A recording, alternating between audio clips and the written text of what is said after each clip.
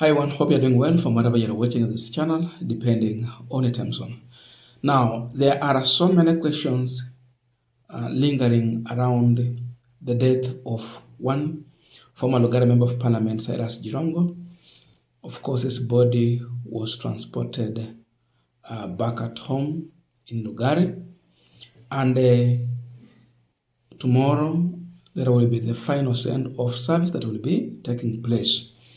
So today, people got a chance to go and view the body, mourn with the family.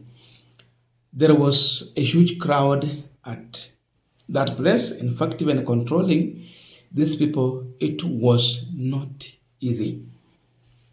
And so, Boni Khalwale arrived at that event because many people had talked about the issue of burying Cyrus Jirongo with a torch. So Khalwale arrived with a torch and with his team to come and mourn the deceased. And this is how Khalwale stormed that event.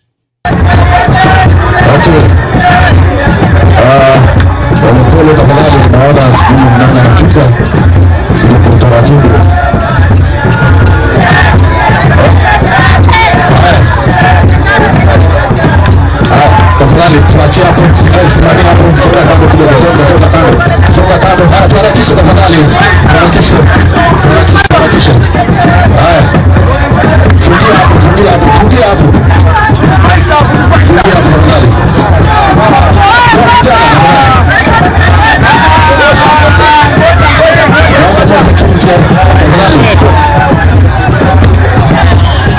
There has been a discussion centered on the issue of the torch. Now, Jirongo is a Luhya from Atiriki sub-tribe in Vihiga County. So Khalwale, I think anaweza kuwa Muisoka, mtu wa Kakamega ama Muidaho hapo, something like that. But now this is purely Atiriki tradition, where if they are suspecting that a deceased person was killed by individuals, certain people, they used to bury that person with a torch and a broom, so that once this torch will stop lighting, that will be the beginning of the problems of the person who involved in the killing of the deceased. That has been in the Tiriki tradition. I'm not a Tiriki, of course, but I'm a Luhya. So Khalwale arriving with that torch, though his torch is different. It seems like hii ni ya kucharge, hii si ya kuweka battery vile naona. So it's different. But above all, the meaning of that torch. There is a perception that Khalwale is trying to bring out as far as the death of Jirongo is concerned. And that is what I want us to look into. I'll also give you at the end of this video, the whole video when Khalwale arrived and how Luhyas are mourning one of their own. But before we go deep into that discussion, I have a quick and humble request. For those who are watching the channel and you have not yet subscribed, please consider subscribing. To our returning subscribers, I must say thank you so much. And again, to all our viewers, please give this video a thumbs up. Thank you so much, and back to our discussion. Now, it is not only Khalwale who came in with a torch. I can tell you, Luhyas are mourning with a torch in their hands. You saw some people when they're lighting their own phone.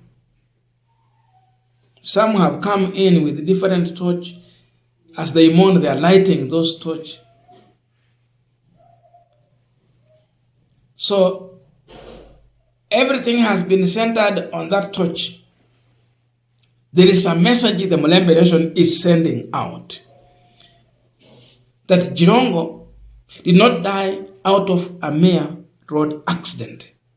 Jirongo was murdered by individuals So their question is, who wanted Jirongo dead?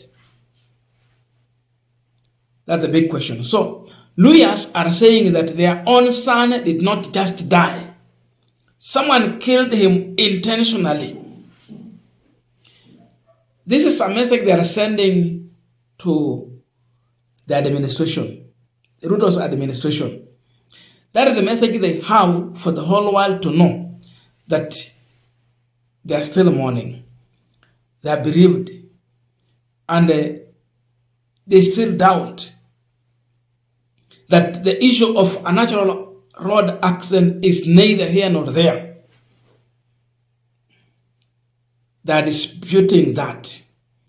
Their conclusion is that this guy was killed. So they want the culprit to be arrested, charged in a court of law, and the family to get justice. Yes, we cannot bring Jirongo back to life, but arresting this guy, charging him in a court of law, at least it brings some relief to the bereaved. That is all what the Luhya people are asking for when you see them lighting those torches, mourning them. You know, everyone has been allowed to mourn in their own unique way. And Luhyas, their unique way of mourning Jirongo is lighting those torches. Justice for Jirongo's family. I don't know your views, but I want to leave you with this video. You watch to the end and you can drop your comment. Okay. Pole tafadhali, tunaona simu namna inafika kwa utaratibu.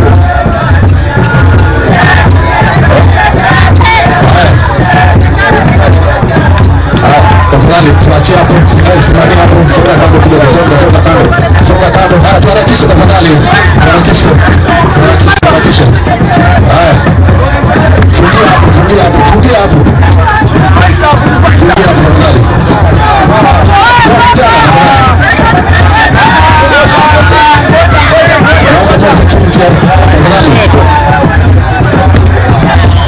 Usikuje na fujo tafadhali.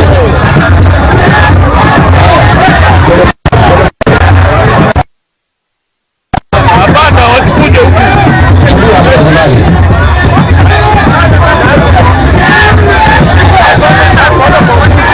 Tusikuje na fujo tafadhali.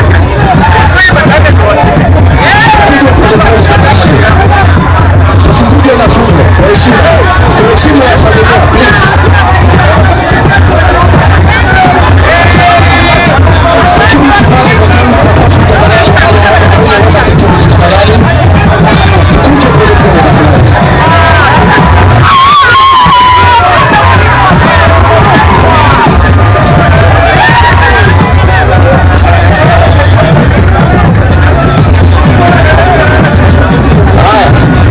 Sasa mheshimiwa halali na timu yako tunapatia dakika mbili tumalize tafadhali kisha tuendelee.